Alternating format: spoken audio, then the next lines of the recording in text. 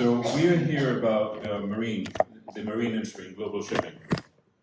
The shipping is one of the most of the world's energy, but generates well over 13% of the world's pollution, greenhouse gas pollution. And there's a lot of legislation driving down very hard reductions in carbon intensity across the world. And we wanted to do something about it. But there's yet another problem. Today, when you look at renewable fuels for marine, methanol is the number one choice, but there's a dirty secret. All the different paths, whether they're called green methanol or biomethanol, end up in a very expensive process. We don't do that. Our process is ridiculously low pressure and temperature. And the way we do that is that we feed biomethane to a bunch of microbes. We fatten them up with methane, and then we harvest the methanol using carbon dioxide. There are a number of things that have to be addressed. It's yet not as simple, yet another set of problems. Variability in sources, whether we get methane from the trash heap or wastewater facilities. And there's a lot of issues related to solubility. These are what we solve on technical problems. Now, to make this all work, you have to do three key things. Can you grow microbes? Can you get methanol? Can you extract methanol at low concentration?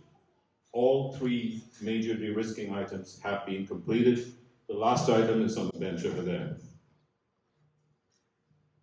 So what's the bottom line? We make the lowest carbon intensity methanol on the planet. Ships, there were a lot of ships, about 45,000.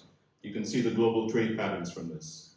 The green dots are cargo, red dots are oil tankers. Our goal is to target shipping lines, in particular containers, and to get a share of tank by the end of 2027, about 170 million. To do that, we've started to work across the pain chain, the value chain, starting, there is a name and number and email address behind every logo on this sheet. Our current focus is to make sure that we can sell to the companies with fueling infrastructure, because we cannot rebuild that infrastructure. And of course, they are, again, pushed by the end customers, all starting from the teddy bear for Christmas. And we need to source biomethane, which is what we're working on as well. We have a number of LOIs in discussion. Now, to pull all of this together, you need to actually also hit pricing. That's our pricing curve.